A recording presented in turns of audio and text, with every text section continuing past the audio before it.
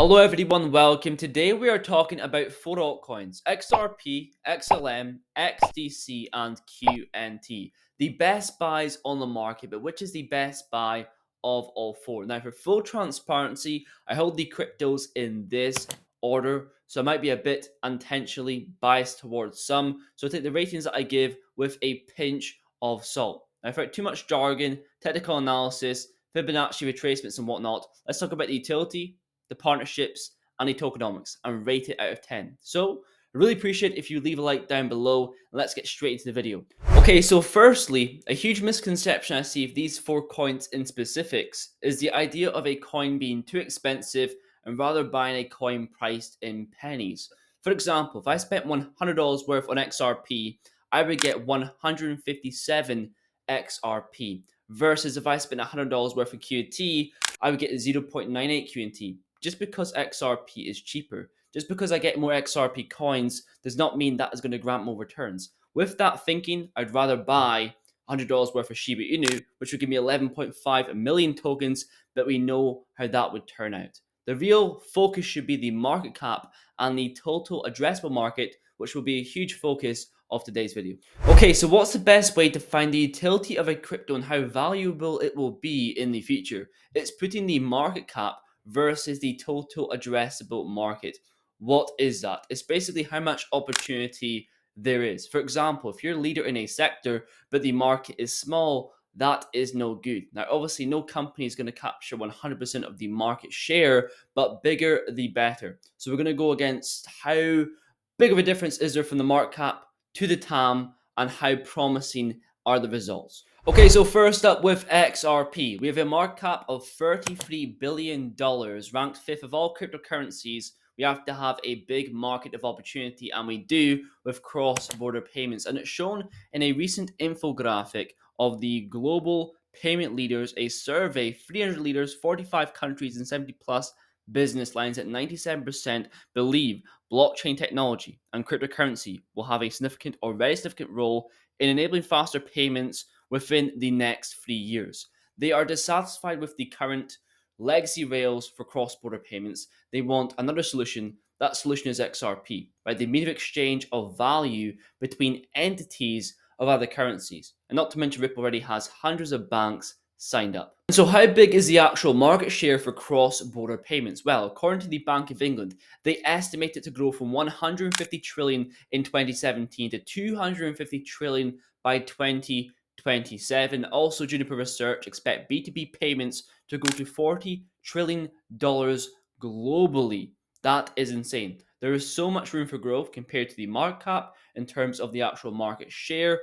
Obviously, not going to capture 100%, a portion of that, but it will exceed the market cap that they have. So utility for me for XRP is a solid 10 out of 10. And next up, we have XRP with a $1.1 billion market cap, and the area of opportunity is trade finance. Now, it's well documented on the channel of the trade finance gap, which is ever growing. There's lack of funding to small and medium enterprises, and XDC has a huge presence in the trade finance industry. And where we can see digitized builds of lading, risk management solutions, supply chain automation, new capital markets, improving access for small medium enterprises where the lack of funding is, all built on the XDC network. Now listen for the common theme here. Firstly, the ITFA, a trade association for companies, financial institutions, and intermediaries involved in global trade. XDC is the only and first blockchain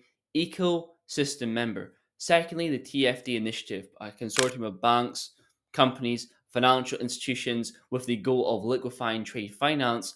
XDC is the first and only blockchain ecosystem member. And so there's a lot of firsts and a lot of onlys, and that's what I like to hear. So finally, the market share results for the trade finance gap first is $1.7 trillion, and trade finance has seen volumes of $10 trillion. So lastly, utility for XDC is also a 10 out of 10. So next up, we have XLM, $3.7 billion market cap, ranked 21st out of all cryptocurrencies, and the area of opportunity is cross-border payments, but more in terms of peer-to-peer. People in cash-based economies have a lack of access to the digital economy, but with Stellar's crypto to cash on and off ramps, that is completely changed. We can see here in the actual chart of on ramp locations, Stellar is just behind Bitcoin in second place. But in terms of off ramp locations, Stellar is number one. That speaks volumes to me. And in terms of market size, we can see the global P2P payment market was valued at 1.89 trillion in 2021, expected to grow to around 9.87 trillion by 2030. Also, the average fee of remittances around the world is $200 of XLM at 0.0001 XLM. So, in terms of utility, XLM is getting another 10 out of 10. I think you're starting to see why these are called utility cryptos. And lastly, we have QNT. Market cap of $1.1 billion, 41st out of all cryptos, and the area of opportunity is interoperability, mainly interoperating the value from legacy systems to blockchain. Very difficult to put a number on. Also, we're talking about the network of networks empowering other projects and empowering other interoperability projects like Polkadot or Cosmos Atom, for example. So I can't put an exact number on it, but I will leave it here. A article from the Visa CEO stating he pointed to the network of networks opportunities where the total addressable market is around $185 trillion. And so QNT is also getting a 10 out of 10. Now on to partnerships. Quick fire round. First up, XRP. So Ripple's partnered with over 300 financial institutions, including HSBC, Bank of America, American Express, Santander, many more, utilizing on-demand liquidity with iRemit, Tranglo, Novati.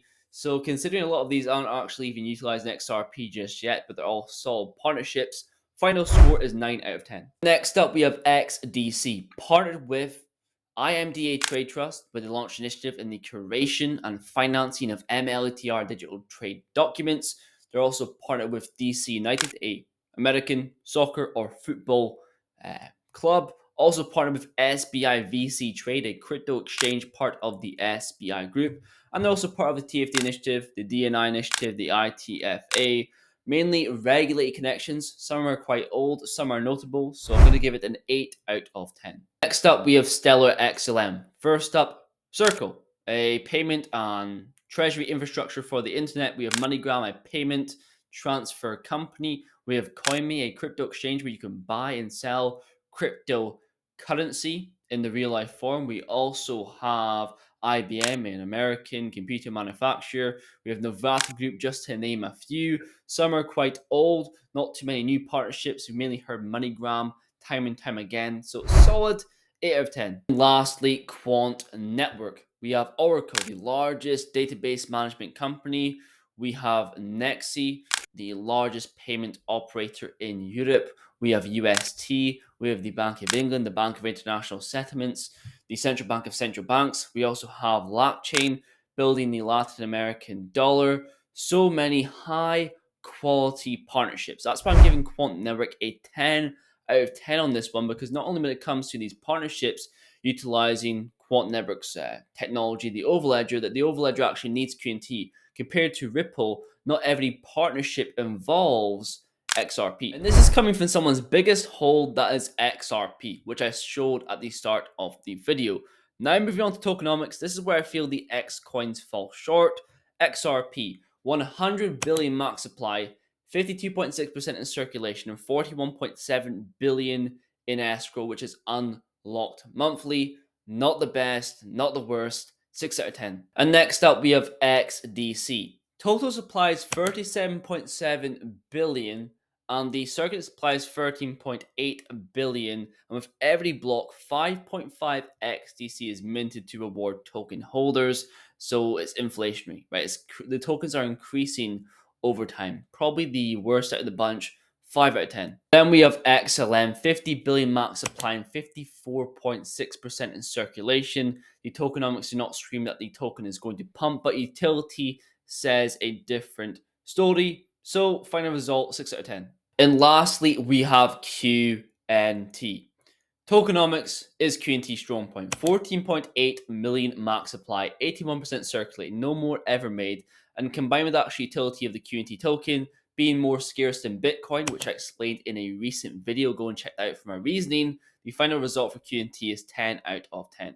And so here are the final results. XRP is at 25, XDC is at 23, and XLM is at 24, and QNT is at 30. I'd probably remove 1 or 2 points from QNT and add that to XDC.